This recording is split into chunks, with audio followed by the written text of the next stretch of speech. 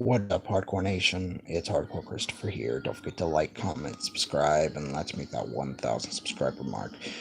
Um, Before I begin, I have released several videos. One was titled I Apologize, which was by far one of the hardest videos to make, and the others I released yesterday, But today I decided to do something different. You see, I have books. I'm not really a reader. I don't really know how they got. Um, I really don't know how they got on my shelf. So, but this is Stuart Wood's Dirty Work, and it was a New York Times best seller. True. So I've already looked at it, and there are 60 chapters in this thing. So safe to say that I'm not gonna be able to get through it all. This is gonna take a multiple day thing. Simply because if I tried to go 60 chapters in one video, not only would my phone probably die on me, but I would also be here forever. And I have other things to do. So, let's get right into this. If the pages would stay. So,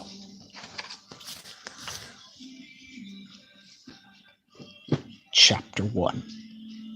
Elaine's late. A big night, a couple of directions, a couple of movie stars, half a dozen writers, an assortment of journalists, editors, publicists, cops, wise guys, drunks, hangers-on, women of substance, and some of considerably less so fat and skinny from what I understand. And this was just at the tables. The bar was a whole other thing. Stone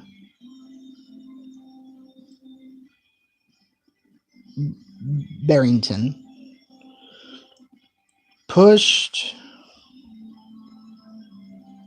his plate away and sat back. Ginny, or Guinea the waiter, snatched it away. Was it all right? Guinea asked. You see anything left? Stone asked. Guinea grinned and took the plate to the kitchen. Elaine came over and sat down. So, she said. She did not light a cigarette to Stone's continuing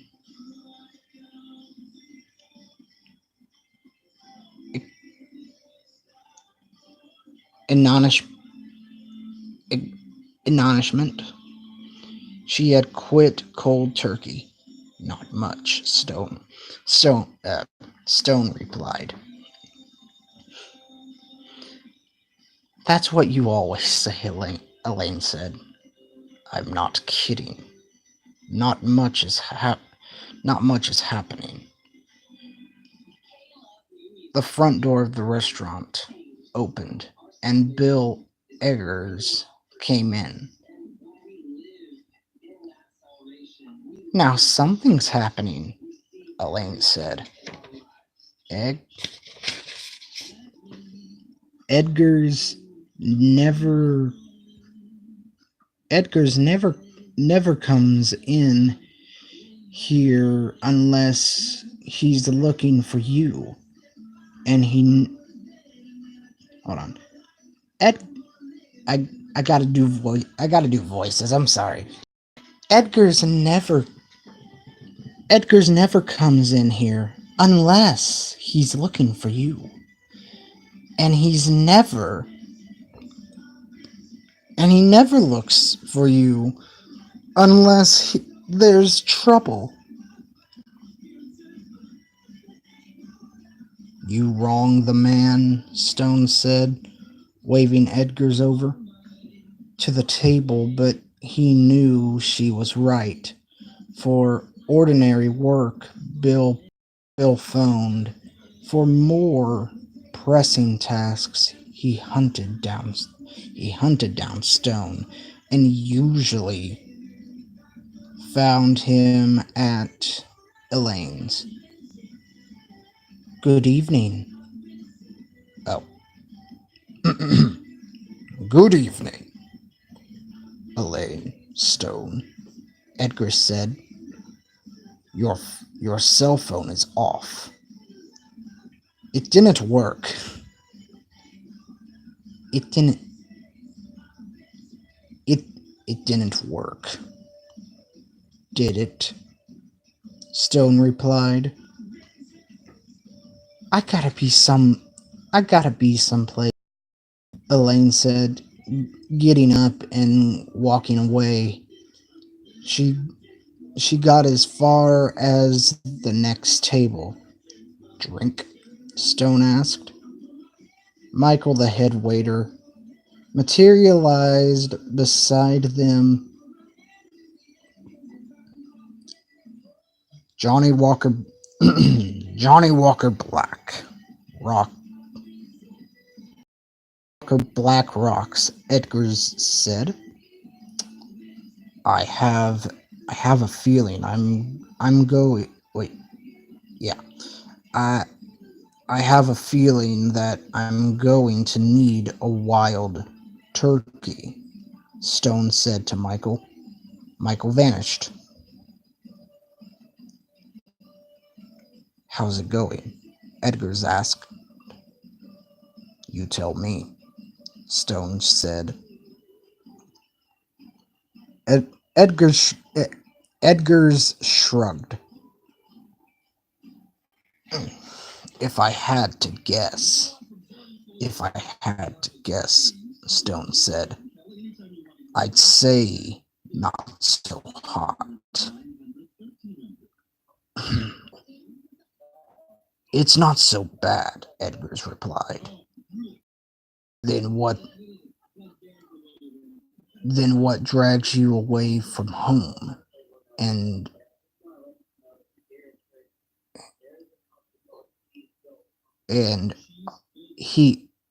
hearth into this den of iniquity? You remember that big ex-cop used to do little chores for you from time to time. Teddy. He dropped dead in PJ Clerk's 3 months ago. From what? How many things can an Irishman in an Irish bar drop dead of? Stone asked ironically. No, rhetorically. Yeah, Edgar's admitted. And why would I need somebody like Teddy? Stone asked. You remember telling me about that thing Teddy used to do with the water pistol? Edgar's asked. You mean after he kicked down a door and had his camera ready, how he squirted his naked down low so they'd grab at themselves and leave their faces open to be photographed in bed with each other? Edgar's chuckled. That's that's the one. I admire that kind of ingenuity. The drinks came, and they both sipped for a long, con,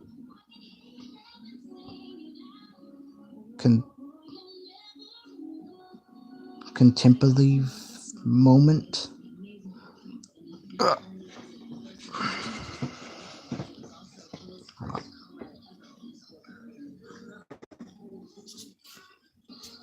So, so you're in need of that kind of ingenuity? Stone asked at last. You remember that prenup I tossed you last year? Edgar's asked. Bill Edgars was the managing party for of Woodman and Wild, the very prestigious New York law firm to which Stone was of counsel, which meant he sometimes did the work that Woodman and Wild did not wish to appear to be doing. Elena. Elena Marks? Stone asked. The very one. I remember Elena Marks. Was heiress to a department store fortune. Oh, uh, was heir was the heiress to a department store fortune, and she had married a member in high standing of the No Visible Means of Support Club. You remember that you remember that funny little clause you wrote into her prenup.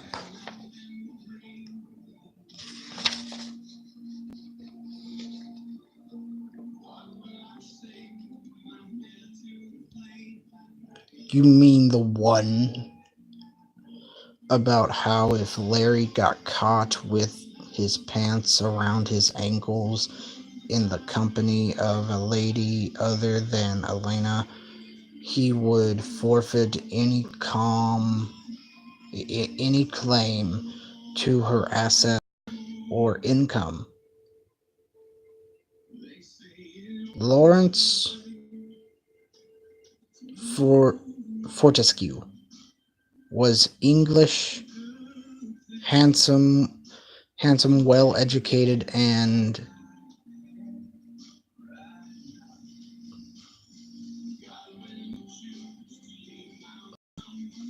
possessed of every social grace, which meant he didn't have a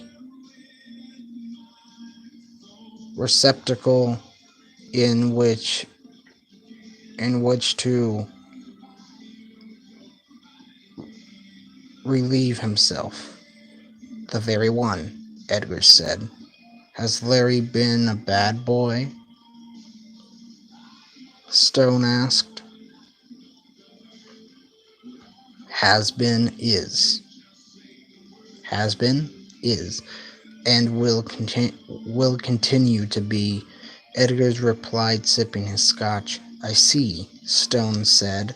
Now that Teddy has gone to his reward, who do you use for that sort of thing? It's been quite a while since that sort of thing was required of me, Stone replied eagerly. Don't take that tone with me, young man, Edgar said, raising himself erect in mock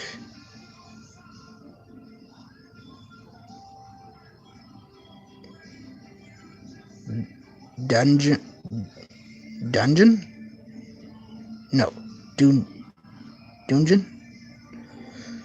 It's work and somebody has to do it. Sto- Stone sighed. I suppose I could find somebody. Ed- Edgar's looked at him sharply. You're not thinking of doing this yourself, are you? I mean, there are heights involved here, and you're not as young as you used to be. I am not thinking of doing it myself, but I'm certainly in good enough shape to, Stone said. What what kind of heights are we talking about? The roof of a six-story townhouse shooting shooting through a conveniently located skylight. There is no such thing as a conveniently located skylight if you're the one doing the climbing, Stone said. You'd need someone spray spry, Edgar said, and the term hardly applies to the cops and ex-cops you mingle with at the moment. As if to make Edgar's point, Stone's former partner from his NYPD days, Dino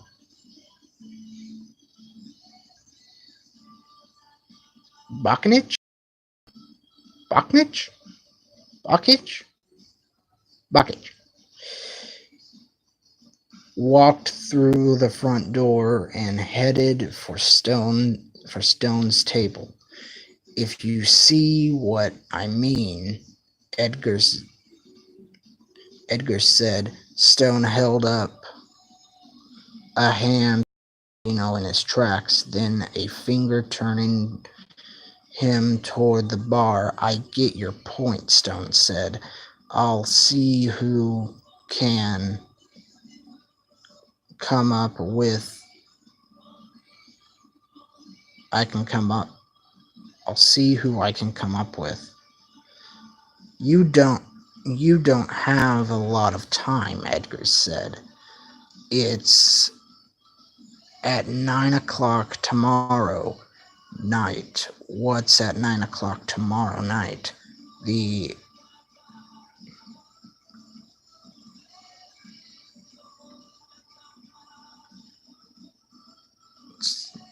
the inauguration. Larry Fortescue has an appointment with a Masu? Masu who? I understand routinely messages more than his neck muscles. Elena would like some very clear photographs of that service being performed. Let me see what I can do, said. Edgar's tossed off the remainder of his scotch and placed a folded sheet of paper in the on the table. I knew you would grasp the needle. He said, standing up. The address of the building is on the paper. I'll need the prints and negatives by noon the day after tomorrow. What's the rush? Elena Marks is accustomed to instant gratification, but not from Larry. You are quick, Stone. Nighty night. He slapped.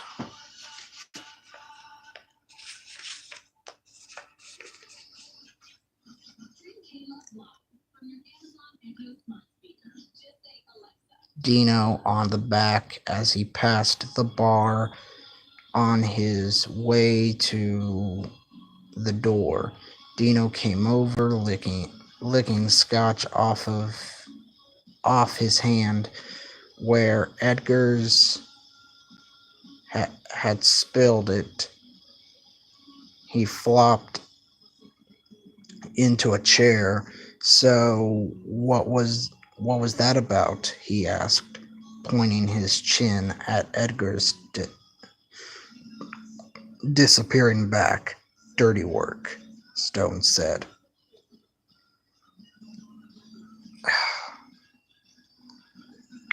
Okay. That's where I think I'll stop there. I got through chapter 1. Start with chapter 2 probably tomorrow. And,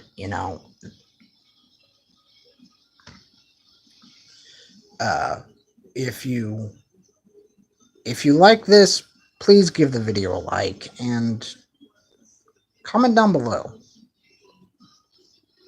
So, I'm Hardcore Christopher. Keep it hardcore, everyone.